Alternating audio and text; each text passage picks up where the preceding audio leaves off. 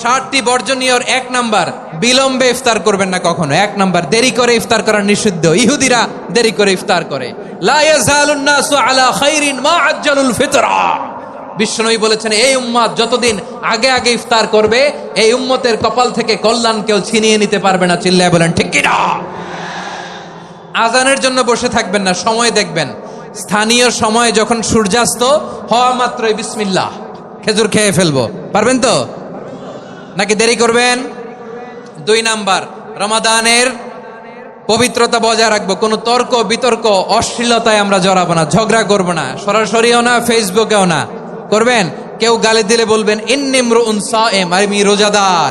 আল্লাহর হাবিব শিখিয়েছেন, কেউ যদি তোমার গালি দেয়, কটু কথা বলে, অশ্লীল কথা বলে, রমজানে তুমিও বলতে পারবে না। তুমি বলতে পারবা ইন্নিমরুন সায়েম, আমি রোজাদার। আজকে থেকে নিয়ত করেন, রমজানে কেউ গালি দিলে আপনি একটা গালি দিবেন নাকি? কি বলবেন? রোজাদার, রমজানের পবিত্রতা আমি ভঙ্গ করতে পারবো না। অশ্লীল নাটক সিনেমা আমরা দেখবো না। যে রমজানে মিথ্যা কথা, মিথ্যা কাজ, মিথ্যা সাক্ষী ছাড়তে পারে নাই, তার না খেয়ে থাকা, উপবাস থাকা দিয়ে আল্লাহর কিছু যায় আসে না। এজন্য মিথ্যার সাথে আমাদের কোনো সম্পর্ক আছে? মিথ্যা বলবো না। 4 নাম্বার, অপচয় করব না। ইন্নাল মুবাযযিরিনা কানু ইখওয়ানা শায়াতিন ওয়া কানা শাইতানু লিরাব্বিহি কাফুরা। অপচয়কারী শয়তানের ভাই। আচ্ছা, যে শয়তানের ভাই ও নিজেও আরেকটা কি? শয়তান। যে শয়তানের ভাই ও নিজেও আরেকটা কি? অপচয় করব না। ইফতারি করতে যে আমরা অনেকে অপচয় করি, এগুলো করবেন আপনারা না। অপচয় অপব্যয় করব না। 5 নাম্বারে, রিয়া, লোক দেখানো ইবাদত আমরা করব না। লোক দেখানোর জন্য নামাজ, রোজা, জিকির, তেলাওয়াত, দান, সদকা এগুলো করলে আল্লাহর দরবারে এগুলো কবুল হবে। বিশ্বনবী বলেন, দাজ্জালের ফিতনার চেয়ে একটা বড় ফিতনার ভয় আমি করি। সেটা কি? আর রিয়া, শো অফ মেন্টালিটি, লোক দেখানো মানসিকতা। এটা থেকে আমরা বিরত থাকবো ইনশাআল্লাহ। 6 নাম্বার, অনেক গুরুত্বপূর্ণ। ব্যবসায়ী ভাইয়েরা, ব্যবসা করেন কারা কারা? হাত তুলে দেখান তো আমারে। মাশাআল্লাহ, হাত নামান। ব্যবসায়ী ভাইয়েরা, অনেক অসাধু ব্যবসায়ী আছে, রমজান আসলে নিত্য প্রয়োজনীয় পণ্যের মূল্য বৃদ্ধি করে দেয়। এরকম আছে না নাই? এগুলো করবেন না। মজুদদারি করবেন না। পণ্যের কৃত্রিম সংকট বাজারে করবেন না। আপনি লাখ টাকা কামায়া ভাবছেন যে রোজাদারদের কষ্ট দিয়ে ধনী হবেন। এমন রোগ আল্লাহ আপনারে দিবে, কোটি টাকা দিয়েও আপনি হাসপাতালের বিল পরিশোধ করার ক্ষমতা আপনার হবে না। খবরদার। শেষ বয়সে দেখবেন কি কষ্ট আপনার হয়। আপনি রোজাদারদের কষ্ট দিচ্ছেন, আল্লাহ আপনার সুখে রাখবে? আল্লাহর দোহাই লাগে, আমার ব্যবসায়ী ভাইয়েরা এটা করবেন না। আরব বিশ্বে আমরা দেখেছি, আরব বিশ্বের ব্যবসায়ীরা সারা বছরে ব্যবসা করে, রমজানে ভর্তুকি দেয়। আর আমার দেশের কিছু অসাধু ব্যবসায়ী রমজানে গলাকাটা ব্যবসা করে আর সারা বছর সইটার উপর দিয়ে চলে। চিল্লায় বলেন ঠিক কিনা? করবেন না, এটা করবেন না। নিত্য প্রয়োজনীয় পণ্যের মূল্য বৃদ্ধি করা হারাম, পণ্যের কৃত্রিম সংকট তৈরি করা হারাম, মজুদদারি করা হারাম, রোজাদারদেরকে কষ্ট দেয়া হারাম। এটা করবেন না। 7 নাম্বারে সর্বশেষ কথা, অধীনস্থ যারা আছে তাদের কাজের চাপ আপনারা কমিয়ে দিবেন। কাজের লোক, ফ্যাক্টরির ওয়ার্কার, স্টাফ, তাদের প্রতি যদি রহম করেন, আপনার উপর রহম করবে কে? আমার প্রিয় ভাইয়েরা, এই আসন্ন রমাদান এটা এমন এক বরকতের মাস, যে মাসে আমরা নিজেদের নাফসের উপর নিয়ন্ত্রণ প্রতিষ্ঠা করি। সারা বছর নাফস আমাদেরকে নিয়ন্ত্রণ করে, আর রমাদানে আমরা নাফসকে নিয়ন্ত্রণ করি। কথা বুঝতেছেন? সারা বছর নাফস আমাদেরকে নিয়ন্ত্রণ করে। এই যে এখন আমার খেতে মনে চাইলে যে খেজুর রাখা, আমি খেজুর খেতে পারবো। নাটস আছে, বাদাম খাইতে পারি। খাইতে মন চাইলে পানি, আমার রুহুটা চায়, আমার নাফসটা খেতে চায়, আমি খেতে পারি, পান করতে পারি। বিবাহিতরা দিনের বেলায় স্ত্রীর সাথে মেলামেশা করতে চাইলে করতে পারে, কিন্তু রমাদানে দিনের বেলায় খেতে মনে চায় কিন্তু আমরা খাই।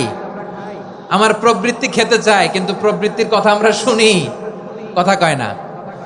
রমজানে খেতে মন চাইলে আমরা খাই, তৃষ্ণায় গলা ফেটে যায়, গলার ছাতি ফেটে যায়, কিন্তু এক ঢোক পানি কি আমরা গিলি?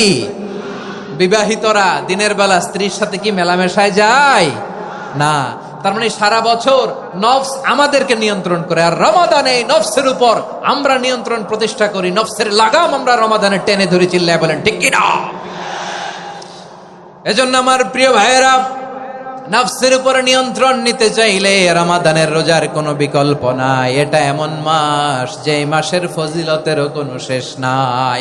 এই মাসকে বলা হয় দ্য মান্থ অফ হোপ। এটা আশা জাগানিয়া মাস। রমজানের কথা শুনলে আশা জাগে না হৃদয়ে? হ্যাঁ, ইদা জাআ রমাদান ফুতিহাত আবওয়াবুস সামা ওয়া গুল্লিকাত আবওয়াবু জাহান্নাম ওয়া সুফিদাতিশ শায়াতিন। রমাদান আসলে আকাশের দরজাগুলো খুলে দেয়া হয়, মানে জান্নাতের। জাহান্নামের দরজাগুলোকে লক করে দেয়া হয়, শয়তানকে চেইন আপ করা হয়। ইবাদত করলে শুধু করতেই মনে চায়। চিল্লায় বলেন না সুবহানাল্লাহ। রমজানে ইবাদতে যেই মজা পাওয়া যায় সারা বছর অন্য কোনো মাসে এই মজা আপনি পান? আমার চাঁপাইনবাবগঞ্জের ভাইরা আওয়াজ করে বলেন না, রমজানে ইবাদতে যেই মজা অন্য মাসে এটা পান? কারণ রমজানে ইবাদত করলে সওয়াবও বেশি, ইবাদতের একটা পরিবেশ থাকে, ঠিক কিনা বলেন? অন্য মাসে ইবাদত করলে এর সওয়াব পাওয়া যায় গাণিতিক হারে, রমজানে ইবাদত করলে সওয়াব বাড়তে থাকে জ্যামিতিক হারে। সুবহানাল্লাহ কইবেন না? অন্য মাসে সওয়াব বাড়ে গাণিতিক হারে, রমাদানে ইবাদত করলে সওয়াব বাড়ে কিভাবে জ্যামিতিক হারে বাড়ে দেখেন। রমাদানে একটা নফল করলে ফরজের সমান সওয়াব, একটা ফরজ করলে 70 থেকে 700 গুণ সওয়াব, রমজানে উমরা করলে হজের সমান সওয়াব। সুবহানাল্লাহ নাই? দ্য মান্থ অফ হোপ, আশা জাগানিয়া মাস। এই মাস আমাদেরকে হোপফুল করে, আশাবাদী করে। রমাদান যেমনি দ্য মান্থ অফ হোপ, আশা জাগানিয়া মাস, এট দ্য সেম টাইম এই রমাদান হচ্ছে মান্থ অফ ওয়ার্নিং, একটা ওয়ার্নিং এর মাস। নবী যেমনি আশা জাগাইছে আবার ওয়ার্নিং দিয়েও গেছে, খবরদার। ওয়ার্নিংটা কেমন? আল্লাহর হাবিব সাল্লাল্লাহু আলাইহি ওয়াসাল্লাম মসজিদে নববীর ভেতরে হঠাৎ তিনি মসজিদে নববীর মিম্বারে পা রেখে বললেন আমিন। দ্বিতীয় ধাপে পা রেখে বললেন আমিন, তৃতীয় ধাপে পা রেখে বললেন আমিন। সাহাবারা অবাক হয়ে বললেন ইয়া রাসূলুল্লাহ, ইয়া হাবিবাল্লাহ, 3 বার শুধু আমিন আমিন পড়লেন, কেন পড়লেন আমরা কিছু জানি না, আমাদেরকে জানিয়ে দেন কেন আপনি 3 বার আমিন বললেন। রাহমাতাল লিল আলামিন আল্লাহর হাবিব বললেন, ও আমার প্রাণের সাহাবীরা, আমি যখন মসজিদে নববীর মিম্বারের প্রথম ধাপে পা রেখেছি, সাইয়েদনা জিবরিল এসে আমাকে বলেছে, ও নবী, আপনার নাম শুনে যে ব্যক্তি আপনার উপর দুরূদ পড়ে না তার ধ্বংস। আপনি বলেন আমিন। আমি বলেছি আমিন। দ্বিতীয় ধাপে পা রাখার পর সাইয়েদনা জিবরিল বললেন, ইয়া রাসূলুল্লাহ, মাতা পিতাকে বার্ধক্য অবস্থায় পেয়ে তাদের সেবা করে, তাদের সাথে সদাচরণ করে যে সন্তান জান্নাত কামাতে পারলো না তার জন্য ধ্বংস। আপনি বলেন আমিন। আমি বলেছি আমিন।